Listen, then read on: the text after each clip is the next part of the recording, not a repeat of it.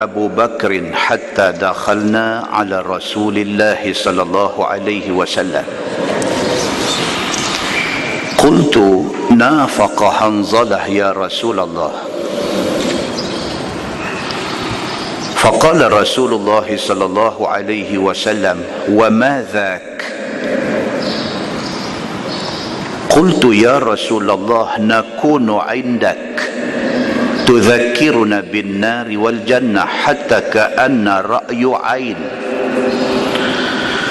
فإذا خرجنا من عندك عافسنا الأزواج والأولاد والضيعات نسينا كثيرا فقال رسول الله صلى الله عليه وسلم والذي نفسي بيده إن لو تدومون على ما تكونون عندي وفي الذكر لصافحتكم الملائكة على فرشكم وفي طرقكم ولكن يا حنظلة ساعة وساعة ساعة وساعة ساعة وساعة atau kama qal, hadis sahih riwayat Imam Muslim. Daripada Hanzalah al-Usaidi radhiyallahu an. Dan Hanzalah ini adalah daripada kalangan penulis wahyu Nabi sallallahu alaihi wasallam. Tuan-tuan, macam yang kita tahu, Nabi sallallahu alaihi wasallam dia tak tahu tulis, dia tak tahu baca. Allah jadikan benda tu kepada Nabi bukan sebagai aib kepada Nabi, tetapi ada hikmah di sebalik dia.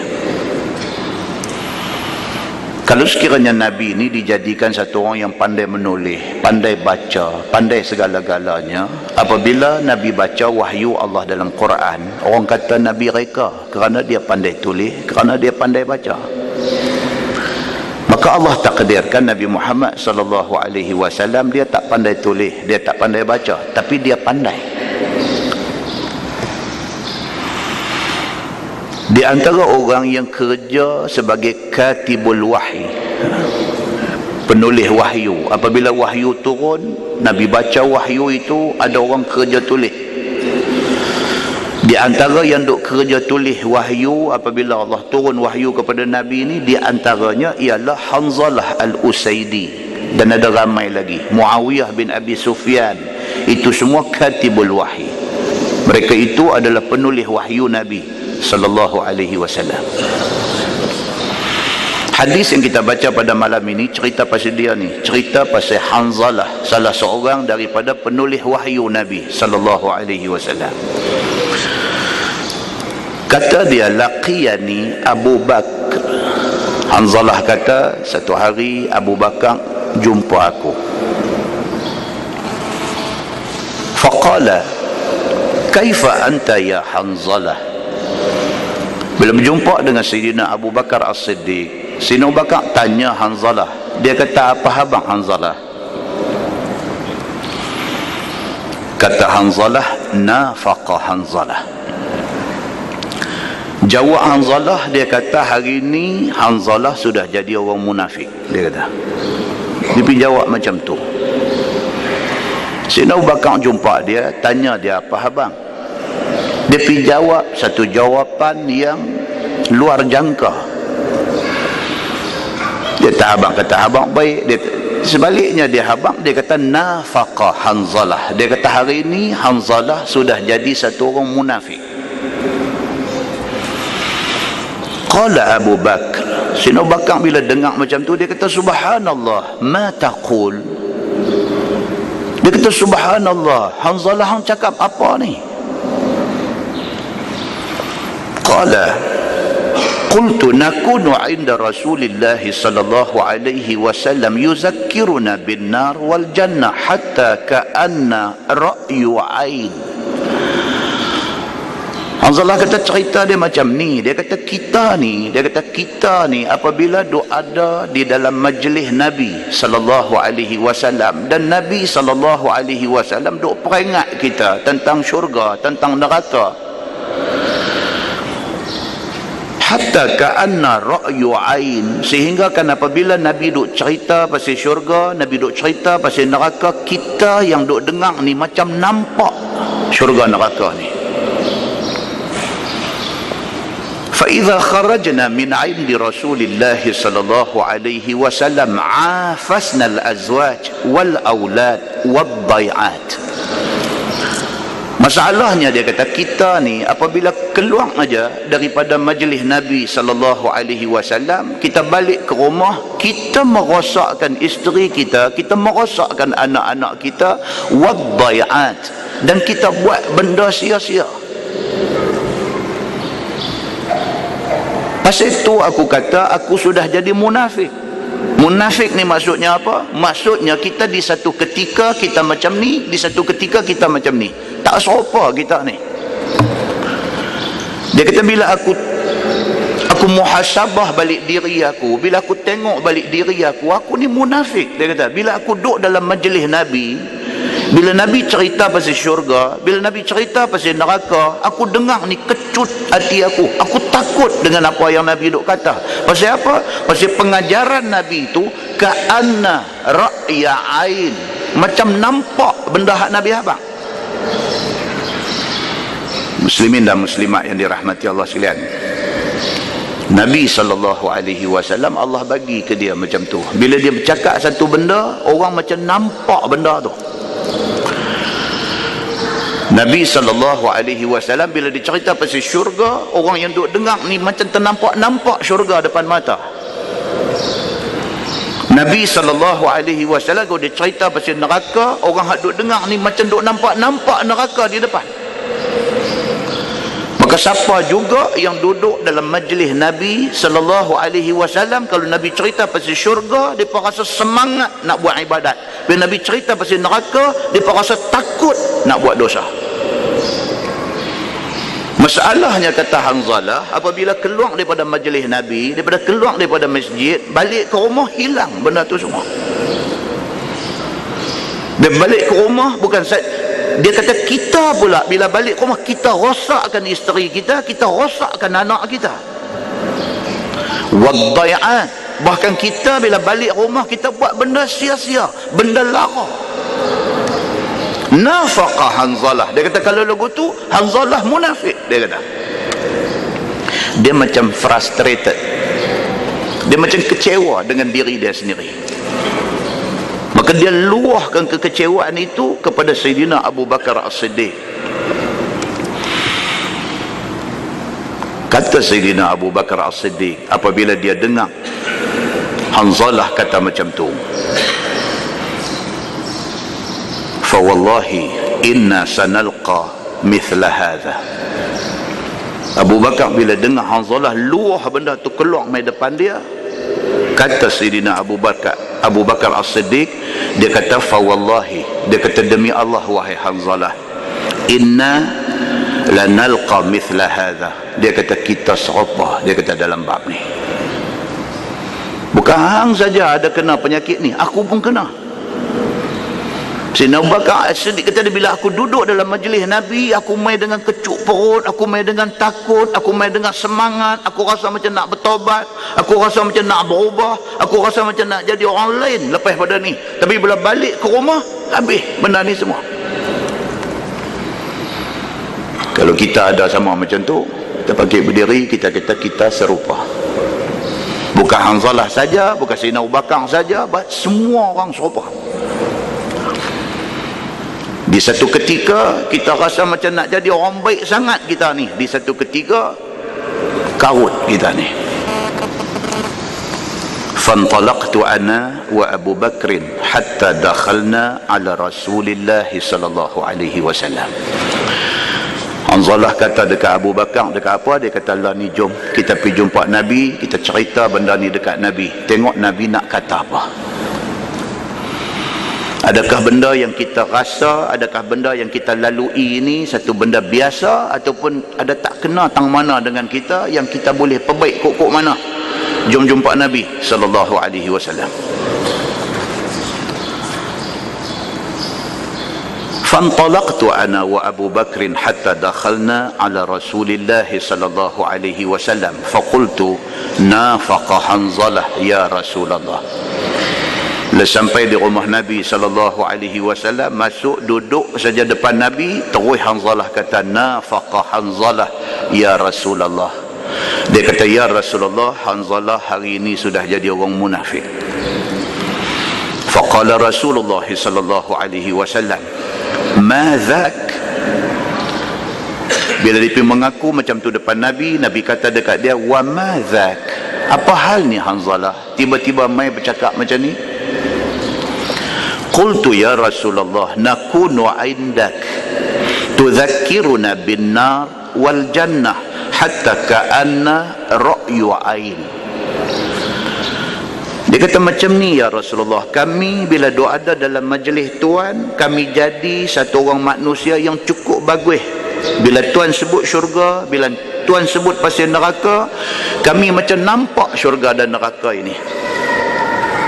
Fa idza kharajna min indik, tapi apabila kami balik saja ke rumah, afasna al-azwaj wal aulad wad dai'at, kami jadi orang yang merosakkan anak isteri di rumah. Nasina kathira, dia kata kami ni teruk betul, kami ni pelupa sungguh, kami ni tak lama dalam nak menerima pengajaran Nabi sallallahu alaihi wasallam. فقال رسول الله صلى الله عليه وسلم والذي نفسي بيده إن لو تدومون على ما تكونون عندي وفي الذكر لصافحتكم الملائكة على فرشكم وفي طرقكم ولكن يا حنظلة ساعة وساعة ساعة وساعة sa'atan wa sa'ah. Nabi kata dekat Hanzalah dan Sayyidina Abu Bakar yang ada di depan dia, Nabi kata wallazi nafsi biyadih, demi Allah Tuhan yang nyawa aku Tuhan duk pegang,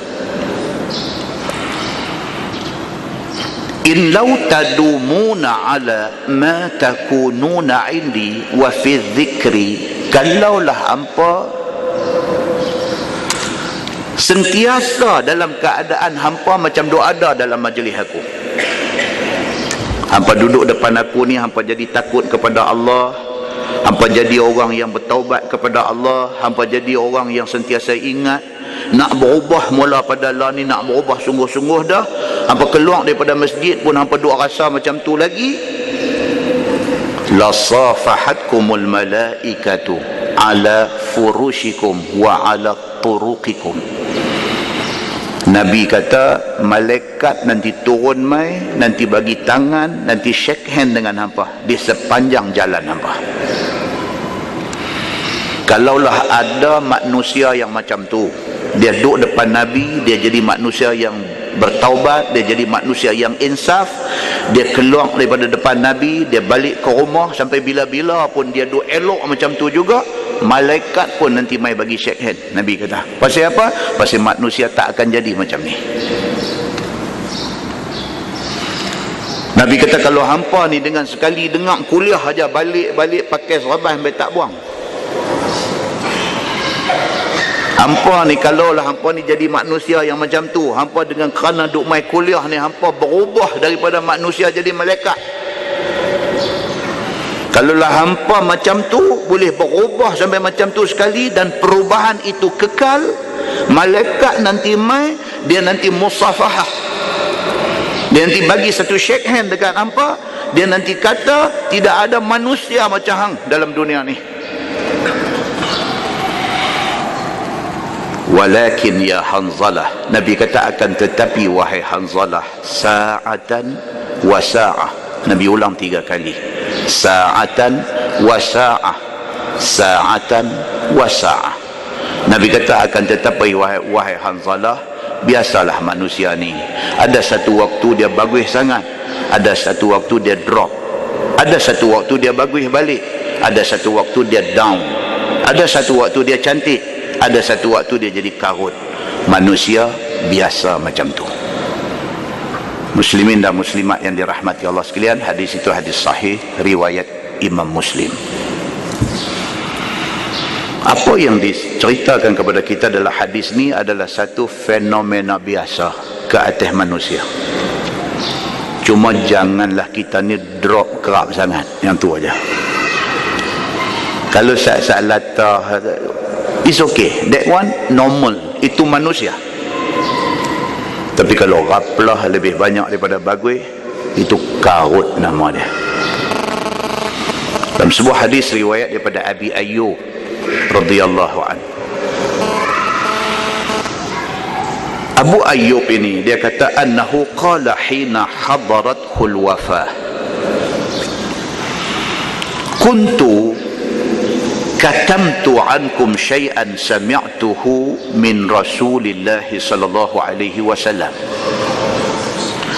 Sami'tu Rasulullah sallallahu alaihi wasallam yaqul laula annakum tudhnibun la khalaqallahu khalqan yudhnibun yaghfiru lahum, atau kama qala, hadis sahih riwayat Imam Muslim. Abu Ayyub radhiyallahu anhu dekat dia nak mati. Dalam hadis kata annahu qala hina hadarathul maut, waktu dia tengah duk bergelut dengan sakratul maut, waktu lagi sikit masa lagi dia nak mati, tiba-tiba dia kata, Abu Ayyub kata, kuntu katamtu ankum syai'an sami'tuhu min Rasulillah sallallahu alaihi wasallam. Dia kata ada satu benda yang aku sembunyi daripada pengetahuan hampa semua. Yang benda ni aku dengar daripada Nabi sallallahu alaihi wasallam. Sahabat Nabi ni tuan-tuan, dia apa yang dia dengar daripada Nabi dia rekod. Lepas dia rekod, dia akan beritahu dekat orang. Pasal Nabi kata balighu anni walau ayah. Nabi kata sampaikan apa yang hampa dengar daripada aku walaupun sepotong ayat, sampaikan. Maka sahabat bila dia dengar apa juga daripada Nabi, dia akan sebarkan kepada orang lain. Abu Ayyub ada satu benda yang dia dengar daripada Nabi, dia simpan dalam poket, dia tak cerita ke orang. Bila menjelang wafat dia, bila dekat nak mati, dia duk rasa guilty, dia duk rasa bersalah pasal ada satu benda dia duk simpan jadi rahsia dia, sedangkan Nabi kata benda ni. Dalam keadaan dia nak menghadapi saat mati dia tu, dia kata kuntu katamtu alaikum syai'an, kuntu katamtu ankum syai'an sami'tuhu min Rasulillah sallallahu alaihi wasallam. Aku ada satu benda yang aku sorok daripada pengetahuan hampa, yang benda ni aku dengar daripada Nabi sallallahu alaihi wasallam. Sami'tu Rasulullah sallallahu alaihi wasallam yaqul laula annakum tudhnibun la khalaqallahu khalqan yudhnibun. Nabi ada kata dekat aku bahawa kalau sekiranya tak ada siapa buat dosa dalam dunia ni, la khalaqallahu khalqan, Allah akan cipta satu makhluk lain, yuznibun, yang makhluk itu akan buat dosa. Abu Ayyub kata Nabi ada habaq kat aku benda ni, tapi aku simpan benda ni, aku tak habaq dekat hampa, aku takut hampa salah faham. Pasal dalam hadis tu Nabi kata apa? Kalaulah sekiranya manusia ada 6 bilion orang dalam dunia hari ini, 1/6 daripada 6 bilion itu orang Islam, tidak buat dosa langsung. Orang Islam yang cukup baik, tak buat dosa, tak buat maksiat. Kalau sekiranya berlaku keadaan yang macam tu, Nabi kata la khalaqallahu khalqan, Allah subhanahu wa ta'ala akan buat makhluk lain, yuznibun, yang makhluk itu mereka akan buat dosa kepada Allah. Yaghfiru lahum, Kemudian bila mereka berdosa, mereka minta ampun, Tuhan akan ampunkan mereka. Hadis itu hadis sahih riwayat Imam Muslim. Jangan ambil faham salah tentang hadis ni. Itu pasal Abu Ayyub, dia bila dengar hadis ni, dia takut nak abang. Dia takut orang ambil salah hadis ni. Hadis kata kalau semua manusia, semua orang Islam tak buat dosa, Allah akan buat makhluk lain suruh buat dosa supaya Allah boleh ampun mereka. Kalau salah faham, pergi duk ingat kata, oh, agama suruh kita buat dosa. Dia faham kot tu. Itu faham silap. Sedangkan maksud hadis ni apa dia? Bukan nak suruh buat dosa. Hadis ni nak beritahu kata Allah Subhanahu wa taala Tuhan Maha Pengampun lagi Maha Penyayang. Kalau sekiranya manusia tak buat dosa, Tuhan tak boleh nak ampun siapa-siapa. Bila ada manusia buat dosa, maka Allah menggunakan sifat pengampun dia untuk memberi ampun kepada orang yang buat dosa. Faham dia kena ikut tu. Abu Ayyub apabila dia dengar Nabi SAW sebut benda ni, dia takut. Dia takut ke orang salah faham hadis ni. Dia simpan hadis tu, tak bagi tahu. Bila dia dekat nak mati, dia rasa bersalah, dia duk sorok satu ilmu yang Nabi bagi kat dia, baru dia habang. Maksud hadis ni apa tuan-tuan? Buat dosa itu adalah kerja manusia. Orang Melayu kata, mana ada bumi tak kena timpa hujan. Mana bumi pun akan kena hujan, walaupun Sahara Desert, padang pasir Sahara kena hujan, cuma kadar hujan yang turun sikit berbanding dengan Taiping, tapi kena hujan. Gurun Sahara pun kena hujan. Maksudnya apa? Bandingan dengan manusia, mana ada manusia tak buat dosa? Cuma beza dia apa? Ada orang jenis Sahara Desert, dosa dia sikit boleh bilang. Ada orang Taiping, dosa dia jenuh. Bukan maksud dia orang Taiping berdosa jenuh, tak lagi salah faham pula. Muslimin dan muslimat yang dirahmati Allah sekalian, maksud dia apa? Dia nak abang kata Allah Subhanahu wa taala doa dah, dia duk tunggu manusia minta ampun atas dosa mereka. Muslimin dan muslimat yang dirahmati Allah sekalian, paling tidak dalam sebuah hadis riwayat daripada Anas bin Malik radhiyallahu anhu, an Rasulillah sallallahu alaihi wasallam qala, law kana li bani adam wadin min zahab ahabba allahu wadiyan akhar walan yamla fahu illa turab wallahu yatubu ala man taba, atau kama qala. Hadis sahih riwayat Imam Muslim. Daripada Anas bin Malik radhiyallahu anhu, kata dia, Nabi sallallahu alaihi wasallam bersabda, Nabi kata manusia ni, kalau Allah sudah bagi dekat dia harta satu lembah penuh dengan emas, ahabba anna lahu wadiyan akhar, dia mau satu lembah lagi. Ni manusia, ni yang kata manusia, Tuhan buat manusia, Tuhan tahu manusia punya perangai tak akan pernah cukup. Kerja gaji 1,000, pergi cari nak pergi jadi 2,000. Boleh usaha bagi dapat perhatian, boleh naik pangkat cepat, gaji tambah, dia akan buat. Tak ada jalan, dia balik jual burger. Tujuan dia apa? Nak tambah income. Nama kata manusia ni, kalau kata tak ada selera dengan duit ni, pembohong. Nama kata manusia, hari-hari kepiah putih tak buang, tidur pun pakai serban, duit mau. Bukan mau saja, kalau boleh mau lagi, mau lagi, mau lagi. Itu manusia. Kalau tidak ada perasaan itu bukan manusia.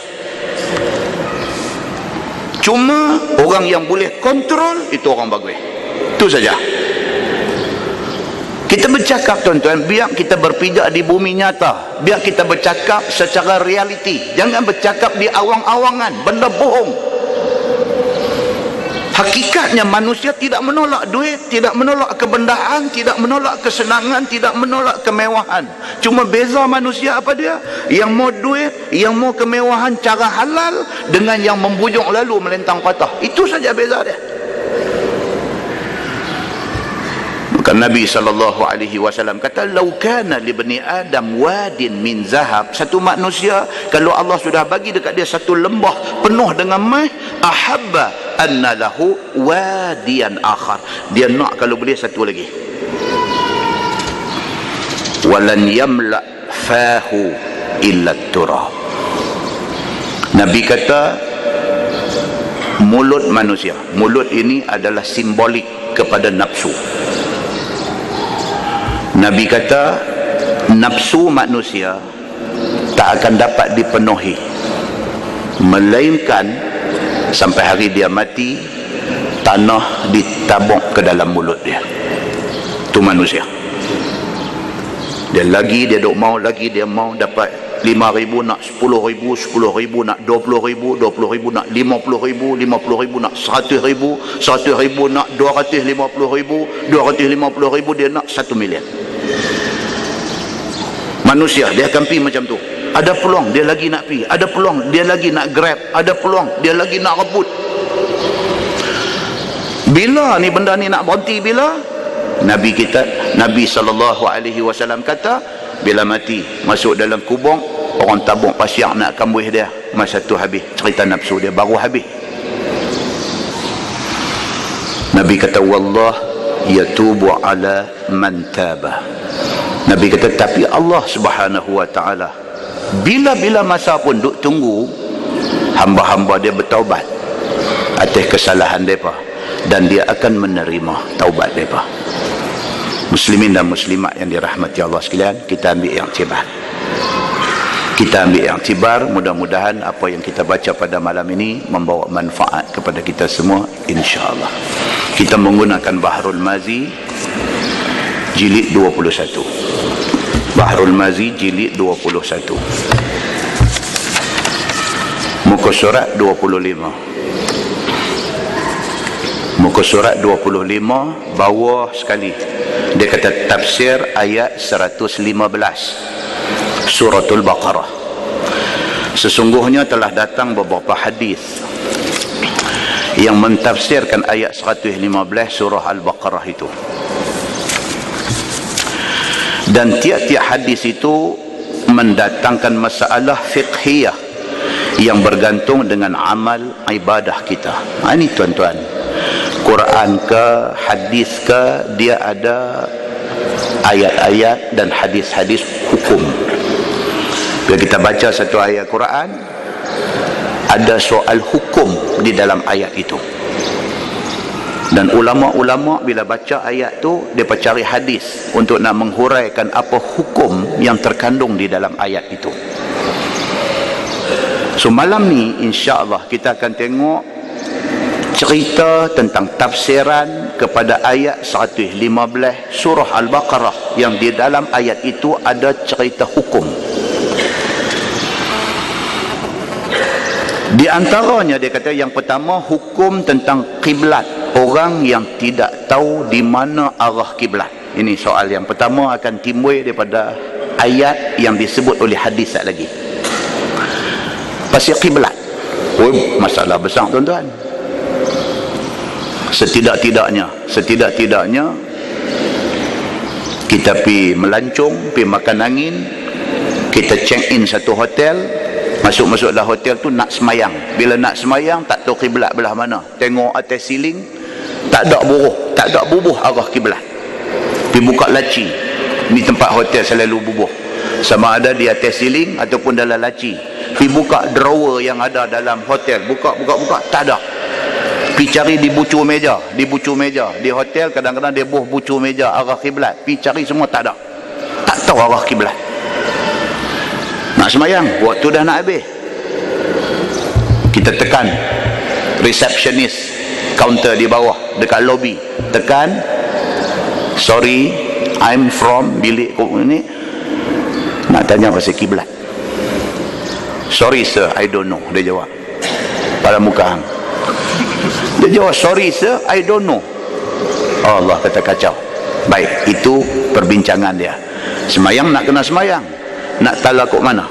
Itu satu, kiblat orang yang tak tahu di mana arah kiblat. Nak semayang juga nak buat lagu mana? Satu. Yang kedua, dia kata kiblat bagi orang yang semayang atas kenderaan. Kita pergi luar negeri, kita pergi Perth misalnya. Perth, bawa contoh pun Perth. Pada Australia tu besar, boleh sebut Melbourne, boleh sebut Sydney, tapi pergi sebut Perth. Ataupun kita pergi umrah misalnya, kita pergi umrah, kita balik waktu subuh, kena dalam flight ni, duk naik kenderaan ni, nak semayang macam mana atas kenderaan? Ataupun lagi cantik punya contoh, apa dia? Kita nak pergi Penang, kita masuk jambatan pukul 7, tak masuk maghrib lagi, masuk jam atas jambatan, jam. Duk tengok masa 7 suku, 7.30, 7.45, pukul 8, tengah jambatan pun tak sampai lagi. Adat katanya, insya-Allah lagi baru kita sampai balik sana. Maghrib nak kena semayang tak ke? Nak berhenti bagi signal emergency, turun semayang 5 orang tepi jambatan tu ke? Ataupun Allahu Akbar sujud atas steering tu ke? Atau macam mana? Macam mana nak buat? Lagu nak tahiyat atas gear ke apa ke? Tahiyat atas gear. Ini perbincangan yang akan datang tentang benda ni. Yang ketiga, dia kata kiblat pada masa awal Islam. Zaman awal-awal Islam dulu, kita duk baca cerita, Nabi-Nabi dulu pun sembahyang. Kefarduan sembahyang pada malam Isra dan Mi'raj. Sebelum Isra dan Mi'raj, sembahyang macam mana? Menghadap ke mana?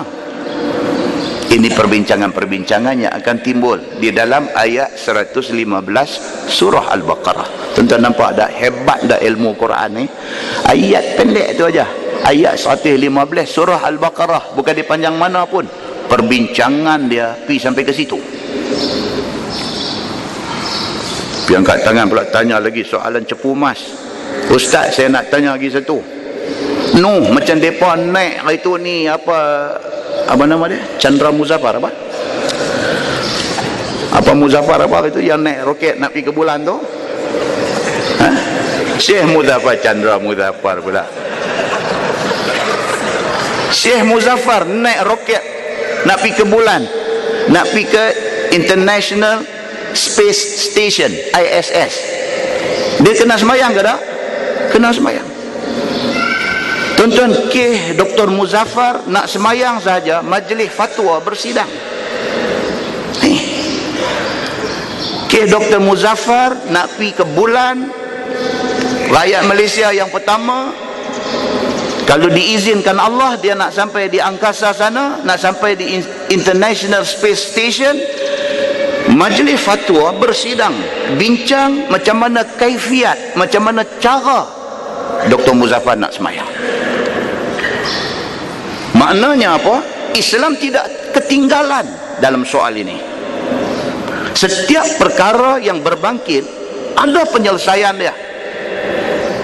Muslimin dan muslimat yang dirahmati Allah sekalian, itu bidang ataupun itu skop perbincangan ayat 115 surah Al-Baqarah. Kita tengok, dia kata masalah, dia pergi satu-satu. Masalah kiblat orang yang tak tahu di mana arah kiblatnya. Start yang tu dulu. Sesungguhnya sekalian sembahyang itu wajib menghadap kiblat.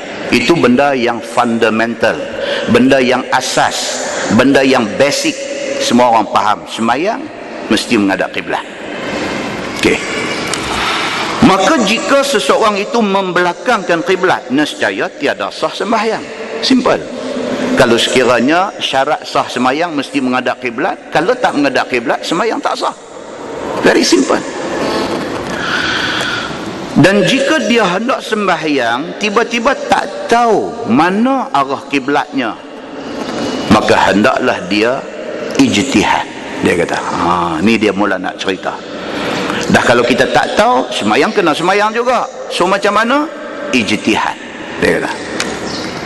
Maka kaifiat berijtihad itu seperti dikehendaki di mana utara, di mana barat, di mana selatan, di mana timur. Syarat nak ijtihad tu pun dia kena tahu juga sekurang-kurangnya basic knowledge kena ada. Kita tahu utara, selatan, timur, barat kok mana. Dan di mana matahari naik, di mana matahari jatuh, ataupun tak tahu utara, selatan, timur, barat, tengok kot tingkap hotel. Tengok kot tingkap hotel lah ni pukul apa? Pukul 5 petang. 5 petang tenang tengok matahari jatuh kot belah mana. Tu. Jika sekiranya itu siang hari. Dan jikalau malam hari, seperti diketahui di mana bintang kutub utara, di mana bintang kutub selatan, dan apa bintang 12 yang nampak pada dia, dan di mana terbit bulan, dan di mana tempat lenyap bulan itu. Ini dia nak main karut nah, ini nak main susah. Popong tengok bulan pun tak nampak, apa pun tak nampak. Tang mana bulan main kok mana nampak bendera PAS aja ada satu orang tu. Bulan ni bulan lain, ini tak boleh kira. Nak cari bulan betul di langit tu, cari tak jumpa. Nak semayang lagu mana ni? Nampak? Maka apabila sudah berijtihad dan tilik cari ke mana halah dan menghadapnya seperti yang disifatkan itu, maka sembahyanglah ia sebagaimana ijtihadnya itu.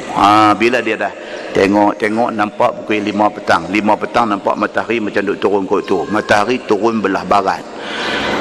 Kita agak sinilah kot. Bismillah, Allahu Akbar. Takbir. Sembahyang itu sembahyang tak tahu arah kiblat yang sebenar. Cuma ijtihad kita rasa kot tu, maka kita pun sembahyang dengan menghadap ke arah yang kita ijtihadkan tadi. Dan dia kata, maka sembahyanglah ia sebagaimana ijtihadnya itu. Dan jikalau sekiranya beramai-ramai tiba-tiba jatuh masing-masing berlainan ijtihadnya, 5 orang pergi 5 orang check in hotel, sebilik 2 orang, sebilik 3 orang, ambil bilik connecting. Balik ni duduk 2, balik ni duduk 3. 5 samdol ni tak tahu kiblat ke mana. Ni tanya dia ni, dia ni tanya dia ni buka tingkap dia tengok kau ni, dia ni berdiri depan pintu hotel, duk langut tengok sana sini, tanya orang luar semua tak tahu. Pasal apa? Pasal dia pergi check in hotel di Beijing. Dia pergi Beijing, dia nak semayang di Beijing. Dia tanya toki hotel ni, dia berkata tak tahu, we don't know. Ambil. So nak semayang macam mana? Okey, dia ni tengok-tengok, dia kata matahari nampak jatuh kot ni. Okey, aku nak semayang kot ni. Kawan seorang lagi kata, dah, dia tak betul tu, aku perasan kot ni. Tanya nombor 3, dia ni kata aku perasan kot ni. Tanya 5 orang, 5 arah ijtihad. Macam mana nak selesai pula masalah ni? 5 ni tak sependapat, masing-masing yakin kata dia betul. 5 orang, 5 yakin kata arah yang mereka rasa tu betul. Macam mana nak selesai? Boleh selesai dengan cara one to show? One to show, lagu dia buat lagu tu, tengok nanti ikut hang. Boleh ke cara tu? Tak boleh. Baik, cuba kita tengok. Maka hendaklah masing-masing sembahyang menurut ijtihad masing-masing. Islam selesaikan macam tu. Kalau hang yakin kok ni, hang penderah kok ni. Dia ni yakin kok ni, hang penderah kok ni. Hang yakin, masing-masing mengikut kecenderungan hati masing-masing. Dan antara mereka tak boleh kata hang salah, tak boleh kata aku betul. Aku rasa kok ni, aku buat kok ni. Aku rasa kok ni, aku buat kok ni. Itu penyelesaiannya. Okey, baik. Dan tiadalah boleh berikut-ikutan sembahyang itu. Tak boleh hang buat kau tu, dia ni nampak janggut jenuh lagi, aku ikut dia lah. Tak boleh.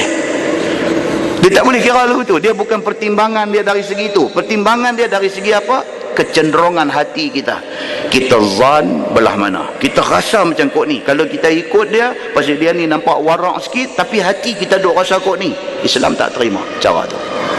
Hang berat kok mana, hang buat kok tu. Dia kata. Nampak dah tuan-tuan? Keluasan ilmu Islam. Dia nak ambil satu pengajaran lain. Keluasan ilmu Islam. Sama kalau kita apply benda tu dalam konteks kehidupan kita hari ni. Kita tak boleh paksa semua orang ikut cara kita. Tak boleh. Kita punya cara, kita jenis pakai ketayap, tak mau pakai serban. Kawan kita punya cara, dia jenis nak pakai serban. Kawan satu lagi punya cara, dia nak pakai serban, nak katuk telinga sekerat. Kawan ni lagi satu punya cara, masing-masing. Kita tak boleh pergi kata kat dia, ni yang handuk katuk sekerat telinga ni macam sing. Tak boleh. Sing katuk sekerat, itu sing punya pasal. Kita katuk sekerat, kita ada alasan kita. Kita tak boleh marah orang pakai serban, orang pakai serban tak boleh marah orang tak pakai serban. Tak boleh. Kita duk kata ni kalau ikut sunnah, misalnya mau duk buang tinggal janggut. Kita tengok Arab Saudi, mana negeri yang lagi kuat mendakwa kata mereka ikut sunnah. Kita tengok Syekh Sudais pun misalnya ada cantik juga. Awak Syekh Sudais tak ikut sunnah? Berlapang dada dalam hal-hal yang macam ni. Ada benda yang fundamental, benda yang vital, benda yang asas, benda yang tak ada tolak ansur, itu kena sepakat.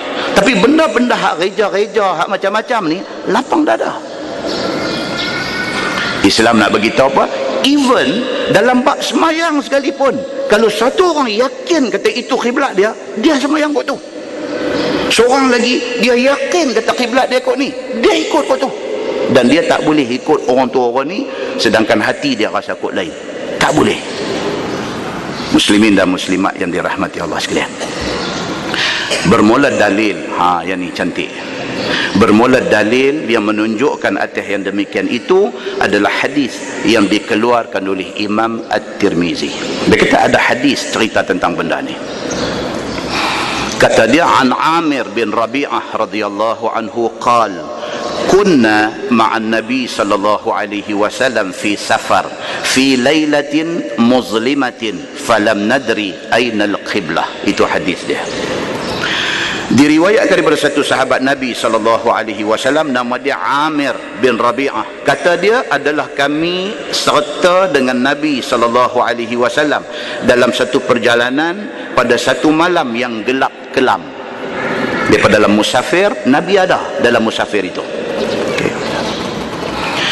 Maka tiada nampak apa-apa dan tiada kami tahu ke mana arah kiblat. Malam tu dia sebut dalam hadis tadi, dia kata lailah muzlimah, satu malam yang gelap-gelamat. Tak nampak, nak tengok aku ada cahaya bulan tak nampak, aku nak nampak bintang tak nampak, apa pun tak nampak, gelap kelam. Ni nak semayang macam mana ni? Tiba-tiba sudahlah berselisih kami. Bila tak tahu arah kok mana nak semayang, berselisih. Dia ni kata aku rasa kok ni, pasal duk mai tadi duk nampak, tadi dia tak mai gelap macam ni lagi, tadi ada sikit cerah aku nampak macam bulan kok tu kok ni. Dia kata kok tu. Seorang kata kok ni, seorang jadi macam tu. Berselisih depa ni. Seorang kata ke sini dan seorang kata ke sini. Manakala berlaku yang demikian itu, tiadalah kami sembahyang bersama-sama. Sahabat-sahabat ni, oleh kerana hang kata kok tu, hang kata kok ni, hang kata kok ni, masing-masing sembahyang ikut arah masing-masing. Nabi ada, tapi depa tak pergi tanya Nabi. Depa buat selesai cara depa macam tu.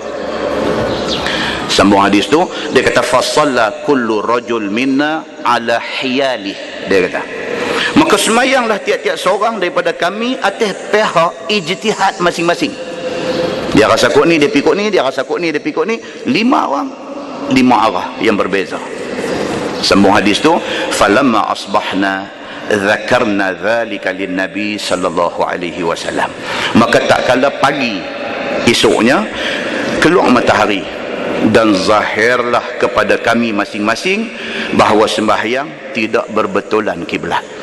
Esok tengok-tengok matahari naik kau ni. Bila matahari naik kau ni, maksudnya barat kau ni, matahari jatuh kau ni. Kemarin kita sembahyang duk tala belah matahari naik. Bila matahari naik, confirm kata hak kemarin silap. Jadi macam tu. Tapi dah pagi dah, pagi esok dah baru tahu kata silap. Macam kita lah, kita dah pergi Beijing, lagi sekali cerita Beijing. Pergi Beijing dah tanya sana tak tahu, sini tak tahu, tengok kod tingkap apa semua, kita dah semayang. Dah semayang apa sah dia selesai. Pagi esok naik-naik matahari tengok, kata silap dah. Sedangkan dah lepas dah waktu Isya, dah masuk subuh. Macam mana nak buat? Maka tak kala pagi keluarlah matahari dan zahirlah kepada kami tentang sembahyang tidak betul kiblat. Maka kami sebutlah perkara itu kepada Nabi sallallahu alaihi wasallam. Bila dah jadi macam tu, sudah confirm kata salah, kata silap, pergi tanya Nabi. Maka apakah hukumnya sembahyang kami itu ya Rasulullah? Bila didengar oleh Nabi SAW pertanyaan mereka, maka tidaklah dijawab oleh Nabi SAW. Bila tanya Nabi, Nabi tak jawab, Nabi diam.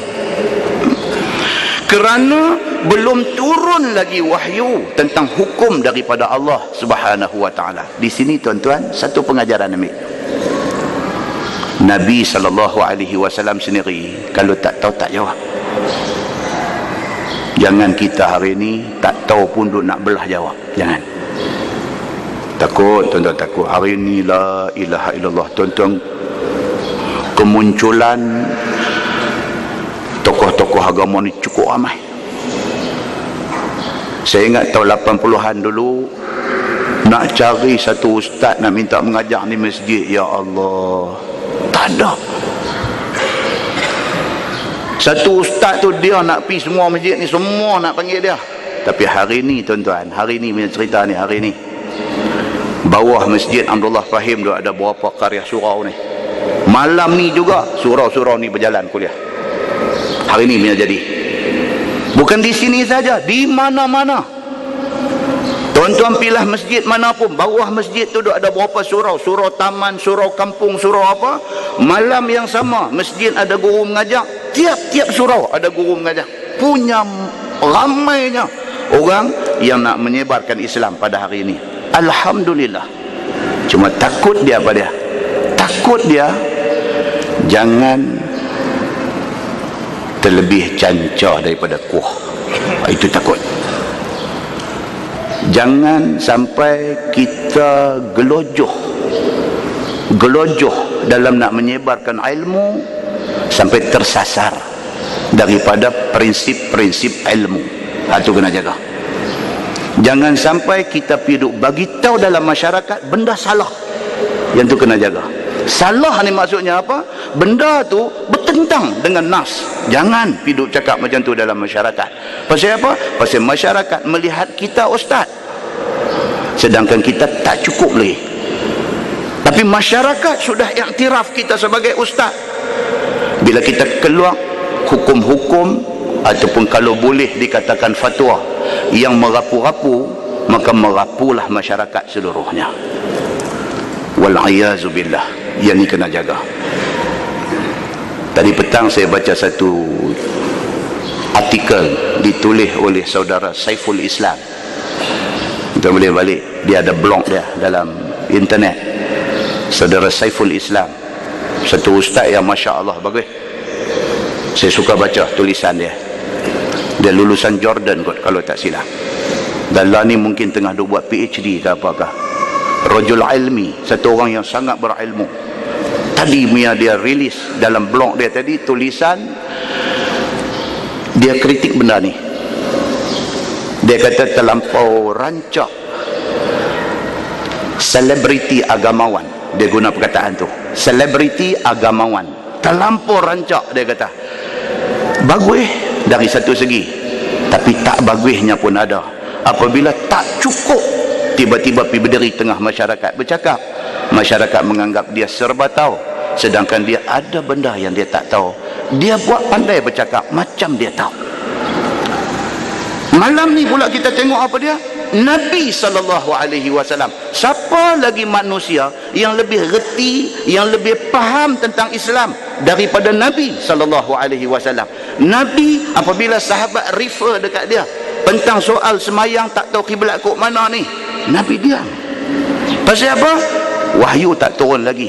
Nabi tak memandai-mandai mendahului wahyu Allah Subhanahu wa taala. Itu dia pengajaran dia. Baik. Dia kata apa? Maka tidak berapa lama maka wahyu pun turun. Dia kata tak lama lepas pada orang tanya, Nabi tak jawab.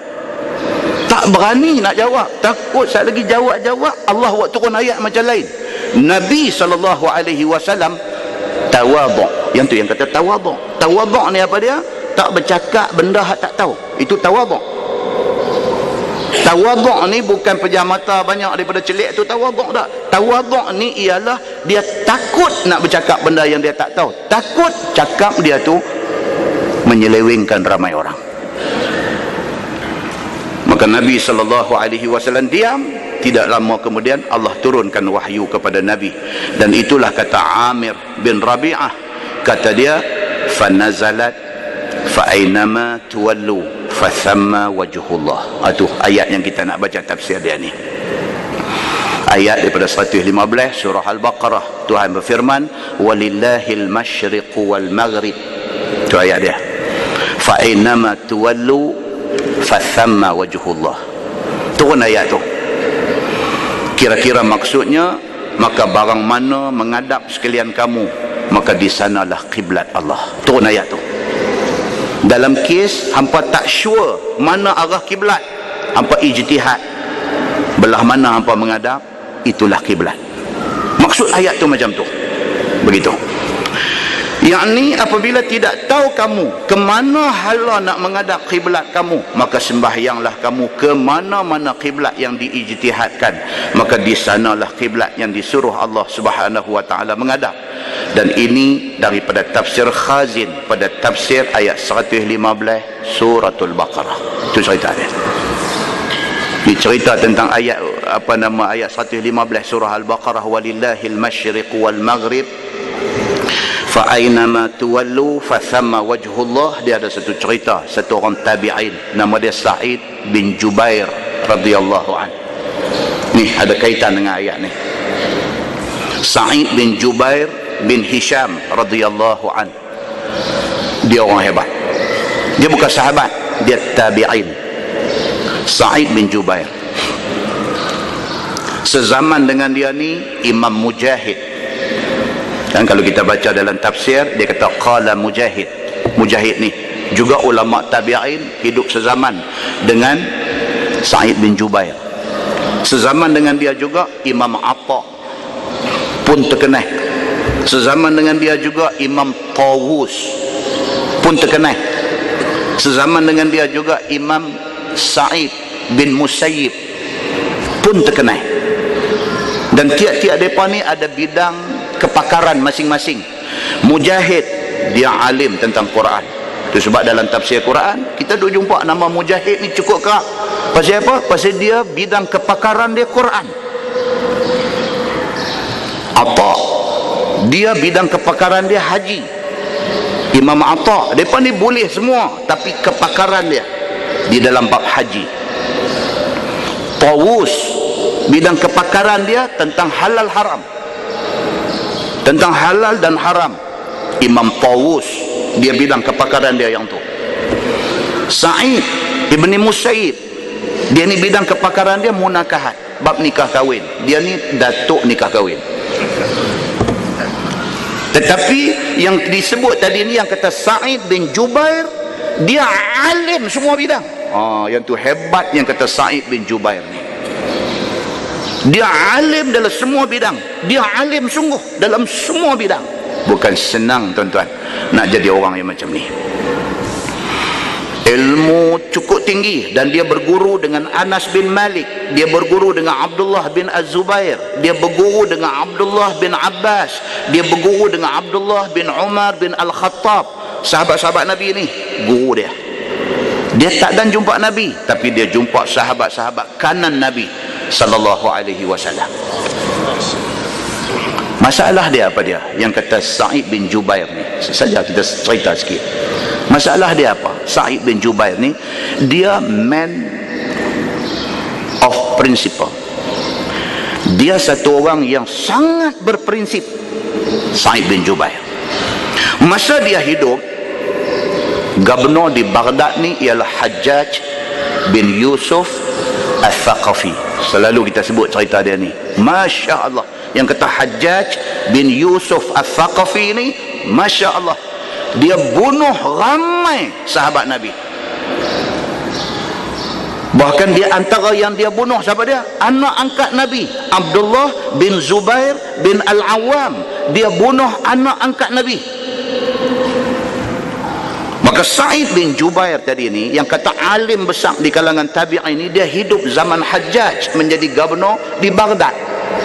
Dan dia satu orang yang prinsipal, satu orang yang berpegang kepada prinsip. apabila dia tengok Hajjaj beraja di mata, bersultan di hati, buat zalim sesuka hati dia, bunuh orang mengikut kehendak hati dia, Sa'id bin Jubair tak boleh terima benda ni. Ulama lain cuba lari, cuba simpang, tak mau nak duduk belaga dengan Hajjaj ni sebab tahu akibat dia. Dia tak boleh. Dia kata Hajjaj tak betul, dia lawan. Ini yang cerita Sa'id bin Jubair. Direngkahkan cerita, Hajjaj tangkap dia dan tuduh kata dia pemberontak, dia menentang gubernur yang memerintah, dan dituduh dengan tuduhan tambahan kata dia ni pro Ali. Mereka ni semua geng Umayyah, kerajaan Umayyah, mereka tak suka kepada Sayyidina Ali, maka dituduh Sa'id bin Jubair ini pro Sayyidina Ali, Syiah. Diheret bawa dia mai ke depan Hajjaj. Hajjaj tanya dia, siapa nama hang? Dia jawab, aku Sa'id bin Jubair. Dia berani dia ni. Dia jawab dekat Hajjaj. Dia tahu Hajjaj dah bunuh, tangan Hajjaj berlumuran darah, bunuh sahabat-sahabat Nabi, penghafaz Al-Quran, dia bunuh. Tidak ada orang pada masa tu yang apabila dipanggil ke depan Hajjaj tak ketang. Semua ketang. Bila panggil ketang, takut. Sa'id bin Jubair bila mai, Hajjaj tanya dia, siapa nama hang? Dia kata, nama aku Sa'id bin Jubair. Dia tak takut. Hajjaj tengok orang tak takut ke dia ni, dia bara. Dia tak boleh lah. Dia mau orang takut ke dia. Hajjaj kata dekat dia, hang bukan Sa'id, nama hang Syakik. Dia kata, ni bahasa Arab. Sa'id maksudnya bahagia. Hajjaj kata, dah, hang bukan nama Sa'id, hang nama Syakik, hang nama jahat. Dia kata, hang bukan bahagia, hang orang jahat, orang celaka. Dia provok. Sa'id bin Jubair jawab balik dekat Hajjaj. Dia kata, yang bagi nama dekat aku ialah mak ayah aku, bagi nama aku Sa'id. Hang siapa? Dia kata, nak tukar nama aku bagi jadi Syakik. Tuan-tuan, dia pergi bercakap lagu tu. Capanglah telinga Hajjaj. Dia kata, aku tak pernah orang lawan lagi. Hari ni baru pertama kali aku jumpa hang. Ni hang apa? Hang tuah ke hang jebat? Hang berani lawan aku?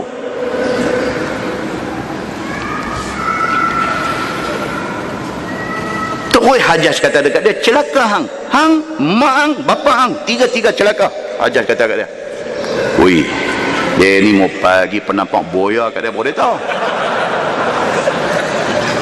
Dia kata dekat Sa'id bin Jubair, satu ulama besar yang disegani oleh sahabat-sahabat Nabi pun, orang segan dekat dia kerana ilmu dia, kerana warak dia, kerana tawaduk dia. Tiba-tiba Hajjaj kata dekat dia, yang celaka ni bukan hang, hang dengan mak hang, dengan bapa hang, semua celaka. Dia kata, dia ada rumah angin 3 suku dia.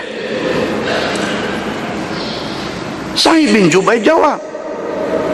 Dia kata, tuan, yang menentukan celaka atau bahagia seseorang ialah Allah, bukan tuan. La haula wala quwata illa billah. Yang ni kalau duk cadang nak hukum penjara, pancung tu Dia jawab, sedangkan dia tahu risiko dia. Dia tahu. Dia jawab macam tu. Hajjaj kata dekat dia, diam. Hanya duk cakap macam tu depan aku. Okey, tak apa, dia diam. Dia kena kopi, kapai api apa sikit, mai balik, sambung balik interrogation, sambung balik. Dalam cerita tu tak sebutlah kapai api ni. Mai balik. Dia tanya lagi sekali. Dia kata, baik, aku nak tanya hang lagi satu soalan. Di mana duduk Ali bin Abi Talib lah ni? Sebab dia duduk syak kata kawan ni pro Sayyidina Ali. Dia tanya, di mana duduk Sayyidina Ali lah ni? Sa'id bin Jubair kata, itu bukan urusan aku, itu urusan Allah. Dia kata. Dia main bara balik. Baik, dia kata, antara 4 orang, Abu Bakar, Umar, Osman, Ali, hang kata hak mana paling bagus?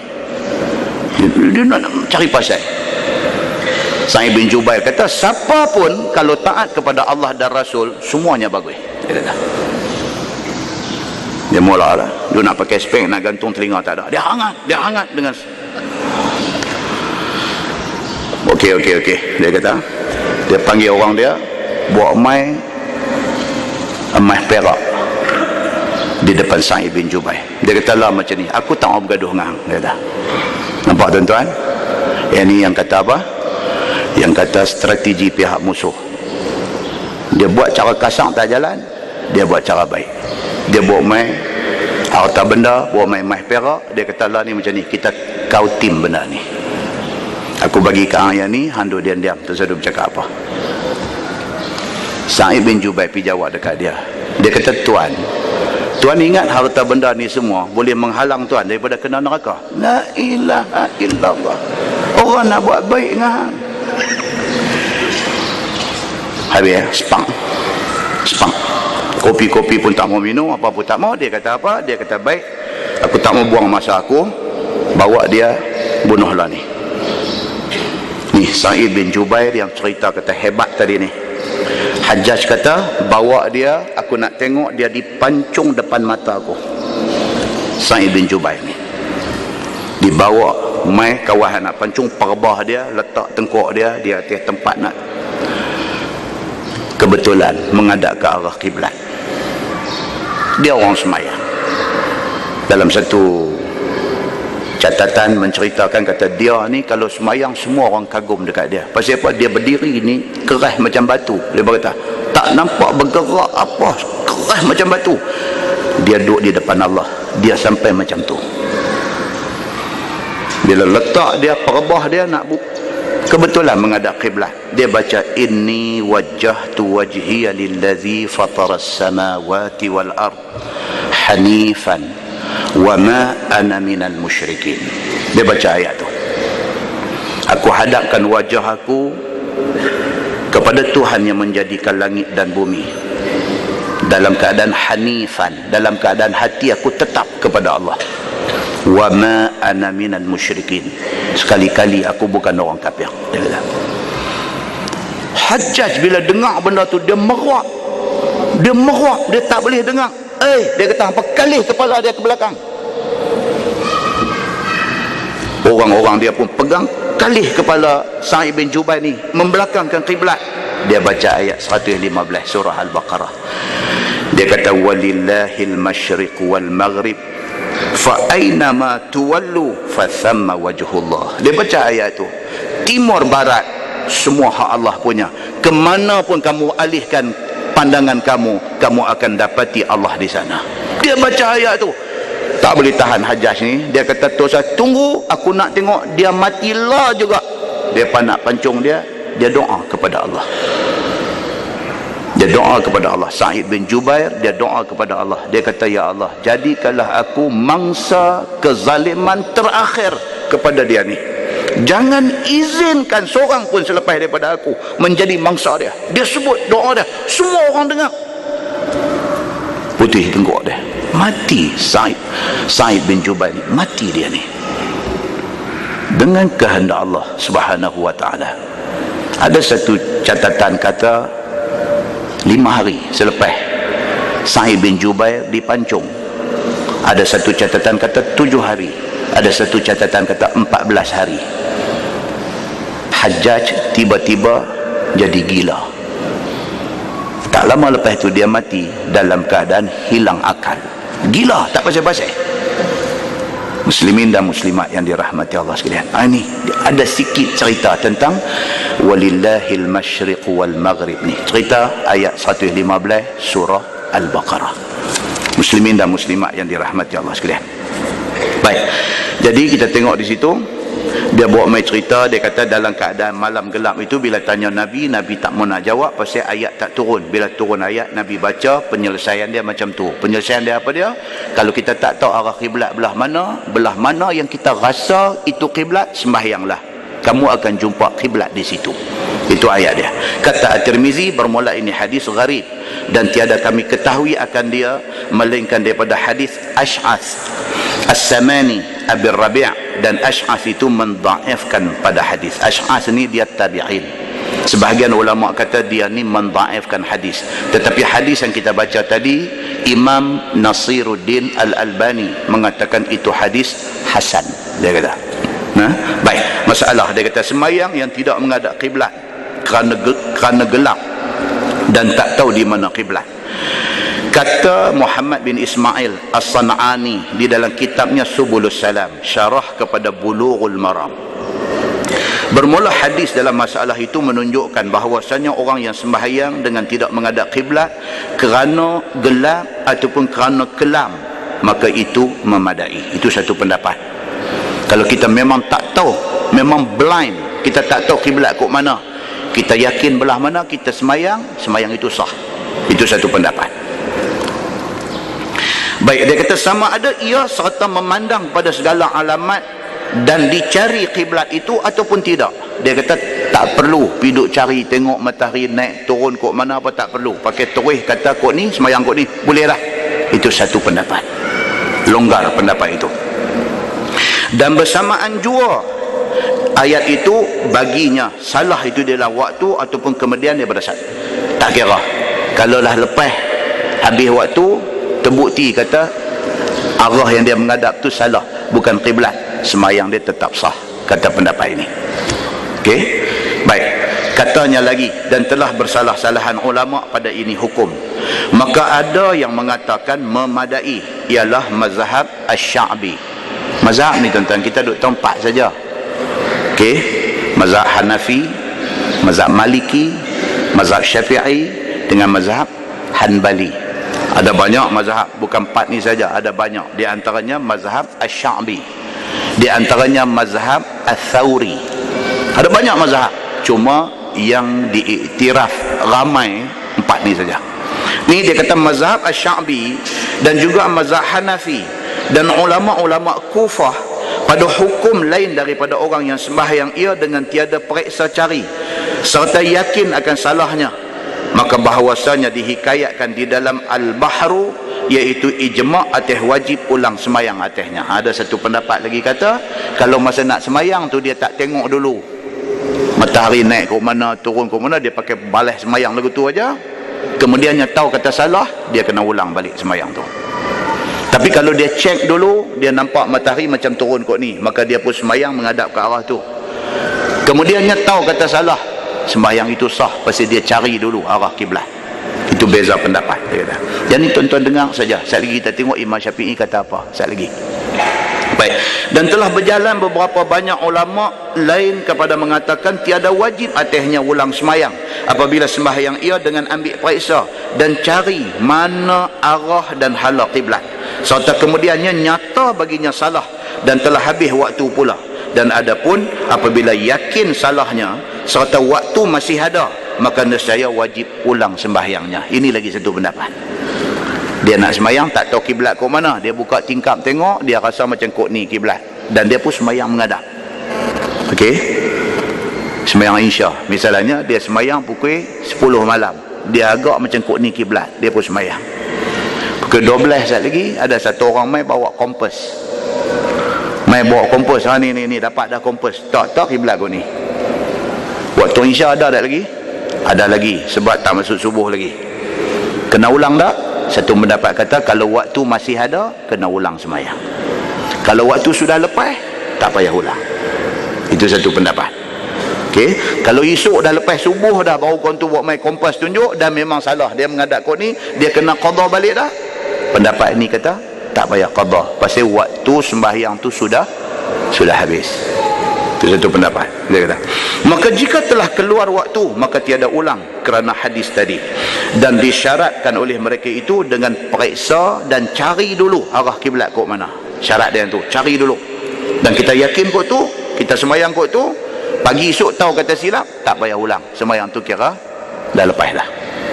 Pasal apa? Pasal hadis sahabat tadi ni, dia pas sembahyang tak tahu kiblat, tentu bila cerah tahu kata silap, pitanya Nabi diam dulu, bila turun ayat bagi tahu kata tak payah ulang sembahyang. Maka sembahyang yang dah lepas itu tak payah diqada lagi, dia berpegang kepada hadis tu. Baik, kerana wajib atasnya menghadap kiblat dengan yakin. Maka jika uzur yakin, boleh diperbuat apa yang boleh dibuat akan dia daripada tilik periksa. Maka jika taksir ia, maka ia itu tiada uzur. Kalau dia cuai, dia tak tengok dulu arah kiblat, matahari naik turun kok mana, tak tengok, itu dia taksir. Taksir maksudnya apa? Cuai. Kerana cuai, maka melainkan dia kena ulang balik kalau sekiranya dia cuai. melainkan apabila yakin dia akan berbetulan dengan kiblat. Baik, baru kita tengok dan kata Imam Syafi'i. Yang ni baru tengok. Dia kitab fiqh ni macam ni lah tuan-tuan. Sekejap lagi dia abang dia ni kata boleh, sekejap dia abang dia ni kata tak boleh, sekejap lagi dia ni abang kata boleh kalau lagu ni, dia ni abang pula tak boleh kalau macam ni. Dah kita turun pakai kasut orang balik lagi. Tak jadi pening lagu tu lah. Kecuali orang-orang memang mengaji agama, dia memang daripada dulu masuk pondok ke, masuk sekolah agama ke apakah, dia dah ditrain dengan ayat tu. Kalau boleh lagu ni, kalau tak boleh lagu ni, kalau apa-apa dia faham, dia balik tu dia faham, dia pakai kasut dia betul. Tapi kalau hak daripada awal ni tak pernah mengaji agama apa semua, atau pergi jadi technician, pergi jadi engineer, pergi jadi apa, dia tak pernah mengaji agama, dia tak tahu tentang dia dengar ni boleh, lepas tu abang tak boleh pula, lepas tu dia abang boleh kalau lagu ni, lepas tu abang tak boleh kalau lagu ni. Dia kata lah boleh ke tak boleh ni, dia turun, dia pakai kasut online balik. Ini masalah dia. Baik, yang ni fokus betul-betul. Dia kata apa? Dan kata Imam Asy-Syafi'i. Yang ni kena faham. Kata Imam Asy-Syafi'i, wajib ulang sembahyang atasnya sama ada di dalam waktu ataupun sudah habis daripada waktu. Imam Syafi'i dia keras. Contoh kita bawa nak pergi nampak terang, pergi Beijing tadi. Beijing ni tak habis lagi. Kita pergi Beijing tadi, kita masuk hotel, kita nak sembahyang tak tahu kiblat. Bila tak tahu kiblat, tanya pihak hotel pun tak tahu. Lepas tu kita tengok mai agak-agak, kita kata kok ni kiblat, kita pun semayang. Kita semayang apa semua habis, pagi esok cerah-cerah tengok matahari naik ke dia, kata silap dah. Kemarin semalam kita semayang Isya, silap kiblat. Ni jadi macam mana ni? Waktu Isya dah habis dah. Ni dah mai subuh dah. Adakah Isya tu nak kena qada? Imam Syafi'i kata apa? Kena qada. Nampak pendapat Imam Syafi'i? Dia ketat. Hak taksat kita baca ringan sikit. Dia kata apa? Kalau waktu masih ada, qada. Kalau waktu sudah habis, tak payah qada. Tapi Imam Syafi'i kata apa? Kena qada. Dia kata. Pasal apa? Pasal sudah tahu kata silap kiblat. Ni waktu dah habis qada. Itu pendapat Imam Syafi'i. Sekali lagi kita baca, dan kata Imam Syafi'i, wajib ulang sembahyang atasnya sama ada dalam waktu ataupun kemudian daripada habis waktu, tak kira. Okey, kerana menghadap kiblat itu wajib, semata-mata wajib. Ni Imam Syafi'i dia keras. Dia kata habis waktu ke tak habis waktu, hang semayang tak menghadap kiblat yang betul, hang kena qada. Ini pendapat Imam Syafi'i. Tuan-tuan nak tahu lagi pendapat Imam Syafi'i yang ketat, yang kita tak ikut? Apa dia lagi pendapat Imam Syafi'i yang ketat kita tak ikut? Apa dia?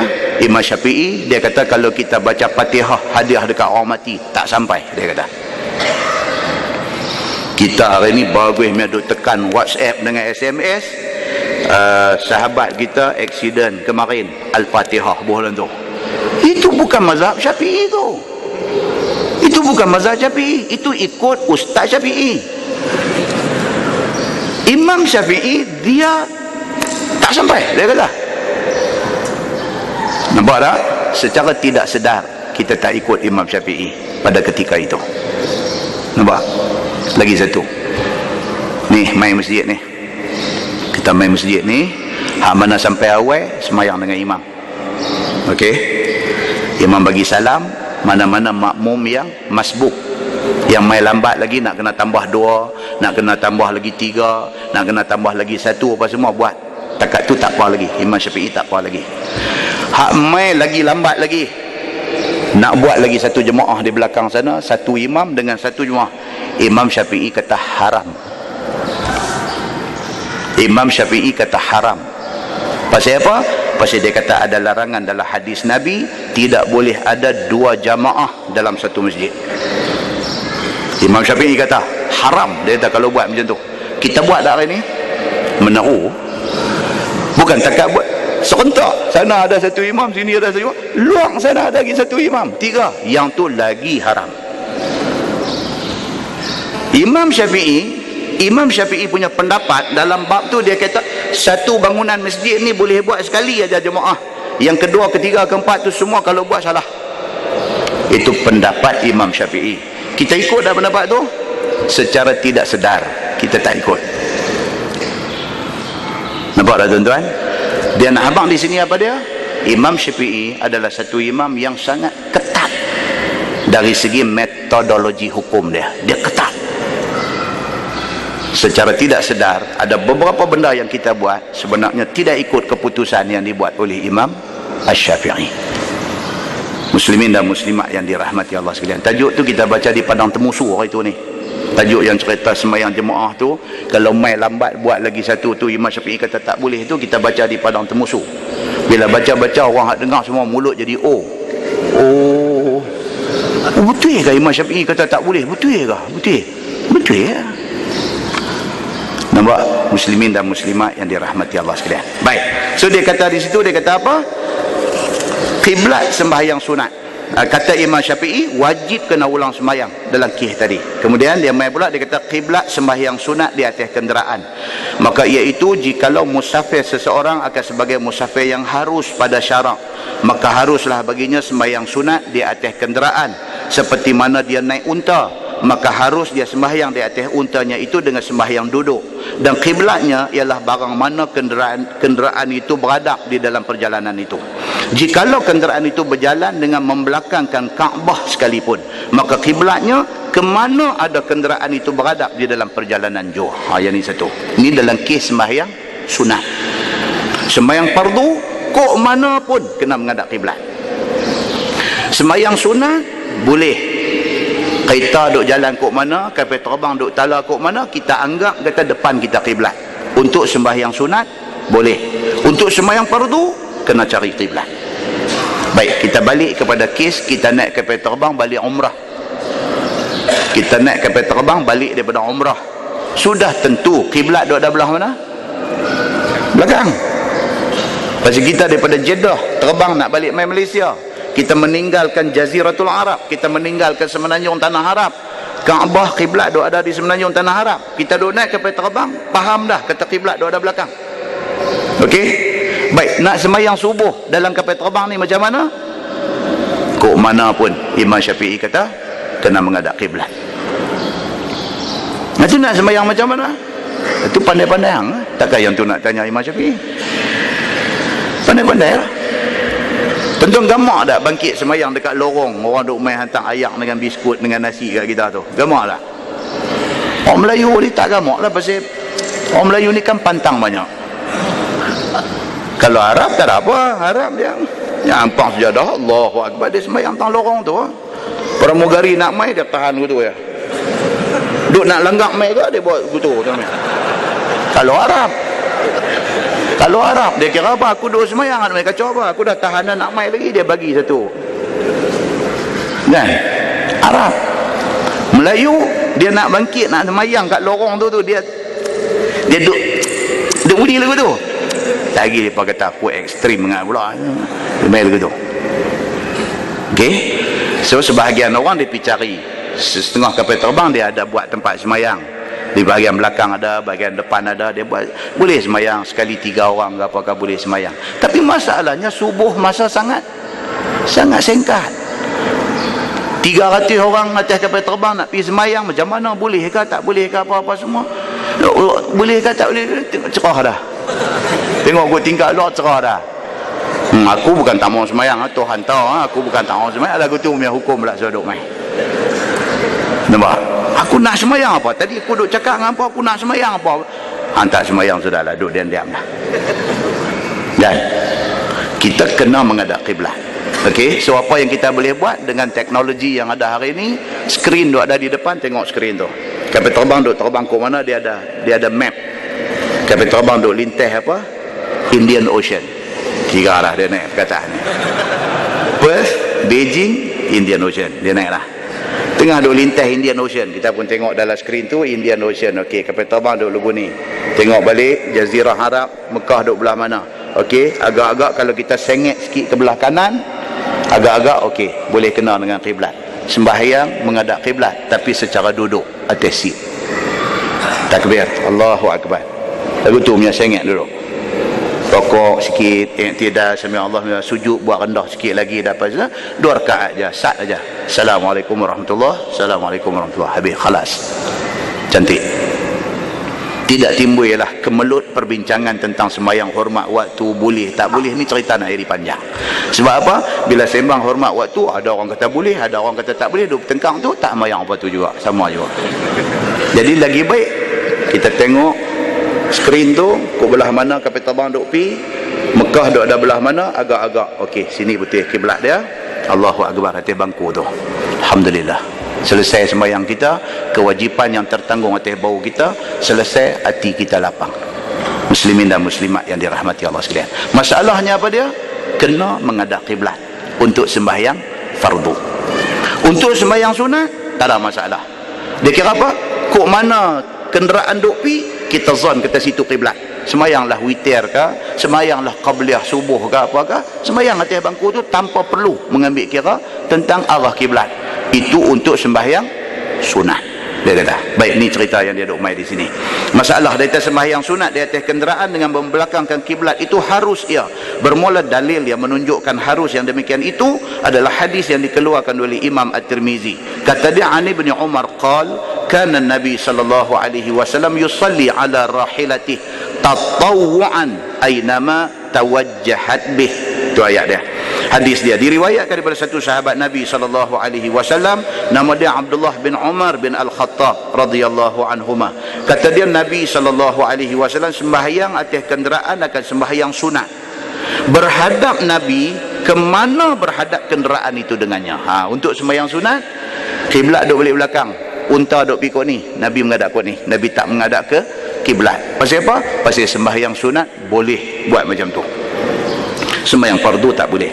Maka tidak Nabi turun daripada kenderaan itu untuk nak menunaikan sembahyang sunat di bumi dengan kerana nak menghadap kiblat. Kata Ibnu Umar lagi, wa huwa ja'in min Makkah ilal Madinah. Padahal Nabi sallallahu alaihi wasallam dalam perjalanan daripada Makkah nak pulang ke Madinah. Mekah nak pulang ke Madinah, maksudnya kiblat di belakang. Sama macam kita daripada Jeddah nak balik main Malaysia, kiblat dia ada di belakang. Sembahyang sunat Nabi tak beralih kiblat, Nabi ikut ke mana kenderaan nak pi, Nabi sembahyang kot tu. Maka sepotong hadis itu terang menunjukkan Nabi SAW sembahyang membelakangkan kiblat bagi sembahyang sunat dia. Masalah dia kata sembahyang sunat sambil berjalan, adakah harus? Wallahu a'lam. Ini bulan depan. Sembahyang sambil berjalan, dia kata boleh tak boleh? Sambil duduk berjalan ni, kita mai daripada sana tu, parking kereta, lagu duduk berjalan, mai lagu duduk Allahu Akbar, lagu duduk berjalan lagu tu. Ini kacau. Ini sudah kacau. Bukan kata apa nama pengawal keselamatan masjid terkejut, tu imam pun tengok terkejut. Dia kata dia ni awak dia jalan duduk lagu tu. Semayang kot, dia kata. Takkan tak dandan kot, dia kata. Kan? Lepas tu sekali mai tang rokok lagu tu. Rokok duduk berjalan juga ke? Rokok dia akan mai, cerita akan datang ni. Rokok kalau berjalan juga dia jadi bulldozer. Duduk main macam tu pula kata. Sami Allahu liman hamidah, sujud pun nak berjalan ke? Ini tajuk yang akan datang.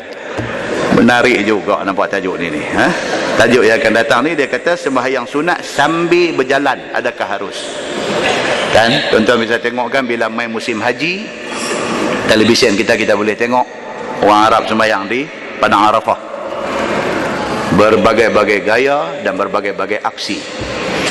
Perempuan ni dukung anak tu sembahyang ni, dukung tak apa, lagu duk inggut lagu tu pula anak dia. Kan? Lagu duk inggut. Kita ni duk tengok TV, dia ni awak ni sembahyang nampak macam sembahyang yang dia. Saat lagi dia nak rokok, dia letak anak dia di bawah, dia rokok. Sami Allahu liman hamidah, sujud apa semua, nak bangkit berdiri, dukung balik budak ni, inggut pula. Kita kata sesat buat ni. Nanti sesat dulu. Nak kata sesat, nak kata apa, mengaji pergi habis dulu, baru boleh kata apa-apa kat orang. Okey. Satu pasien lagi di Padang Arafah, dia sembahyang lagu duk pegang payung satu, lagu duk pegang Quran pula satu lagu tu. Kita duk ingat dia duk baca Quran saja. Tengok rokok. Tak payung tepi, Quran pun lampu kek rokok. Sami Allahu liman hamidah, dia sujud. Antara dua sujud, bangkit berdiri, ambil balik Quran buka, ambil balik payung. Wih, kita kata ni macam mana ni depan ni? Tajuk yang akan datang akan bincang benda ni. Ada tak ada berlaku di zaman Nabi? Ada tak ada hadis yang menceritakan tentang perlakuan ini? Kan? Kita jumpa pula satu hadis cerita tentang duduk semayang, pintu rumah kunci, duduk semayang, orang balik tutup pintu, Assalamualaikum, Assalamualaikum, hampa pergi mana habis semua? Satu macam yang berjalan bila duduk buka kunci, balik pergi Agostan, mai dulu sambung semayang balik. Boleh tak boleh buat macam tu? Tajuk yang akan datang akan membicarakan tentang benda ni. Ada beberapa benda yang nampak ganjil, tapi ada tak ada hadis yang menyokong perbuatan itu. InsyaAllah kita akan tengok di kemudian hari. Jadi hadis-hadis ni semua dia main dekat kita, bukan dia suruh kita buat. Dia nak abang kata benda tu pernah berlaku. Kan jangan lepas-lepas balik mengaji ni lagu semua dia buat lagu tu. Kan sambil duduk turun ni, tengok sambil duduk pakai kasut, nanti ambil duduk takbir. Ni apa ni? Witir lah, buat siap-siap witir. Awak yang tak buat di atas masjid tadi. Ada kata ustaz kata boleh. Ini dia kata sip masa kalau semayang di atas ni nak kena buang lagi 5 minit. Dia nak kena pergi ambil anak tuition lah apa semua. Sambil duduk turun saruk kasut ni dia witir duduk jalan. Sampai tepi pintu kereta sujud apa rukuk apa sat. Okey, masuk start kita jalan. Lepas tu orang pergi report pejabat agama kata ni sejak mengaji kat dia ni lah orang pakat jadi lagu ni. Jangan tuan-tuan. Jadi bulan depan kena main dengar. Baru boleh tahu boleh buat kata boleh buat macam mana baru boleh tahu. Nah insya-Allah. Baik, kemudian tajuk-tajuk yang akan datang juga ada tajuk-tajuk yang menarik. Dia akan sampai di bulan depan insya-Allah kita akan masuk satu tajuk tentang makam Ibrahim. Kan kita duk pergi haji, kita duk pergi umrah, kita dah tengok dah satu tempat yang nama dia makam Ibrahim. Kita nak dengar cerita apakah satu cerita yang ada tentang makam Ibrahim itu. Apakah satu cerita ada di sebalik cerita makam Ibrahim itu. Dan dia berkisar daripada ayat Quran, cerita tentang ayat perintah supaya jadikan wattakhidhu mim maqami Ibrahim musalla. Dan jadikanlah makam Ibrahim itu musalla. Kita tangguh dengan tasbih kafarah dan suratul Asr. Subhanakallahumma wa bihamdika asyhadu an la ilaha illa anta astaghfiruka. Bismillahirrahmanirrahim. Wal 'asr innal insana lillazina amanu wa 'amilus solihati wa tawassaw bil haqqi. اللهم صل على محمد في الأولين والآخرين وسلم رضي الله تبارك وتعالى عن ساداتنا أصحاب سيدنا رسول الله أجمعين. بسم الله الرحمن الرحيم. الحمد لله رب العالمين حمدا يوافي نعمه ويكافئ مزيده. يا ربنا لك الحمد كما ينبغي لجلال وجهك الكريم وعظيم سلطانك. رضينا بالله ربا وبالإسلام دينا وبمحمد نبيا ورسولا. اللهم افتح علينا فتوح العارفين وارزقنا فهم النبيين بجاه خاتم المرسلين. اللهم فقهنا في الدين وعلمنا التأويل واهدنا صراطك المستقيم. اللهم أرنا الحق حقا وارزقنا اتباعه وأرنا الباطل باطلا وارزقنا اجتنابه. اللهم اجعل جمعنا جمعا مرحوما وتفرقنا من بعده تفرقا معصوما. وصلى الله على محمد وعلى آله وصحبه وسلم والحمد لله رب العالمين. السلام عليكم.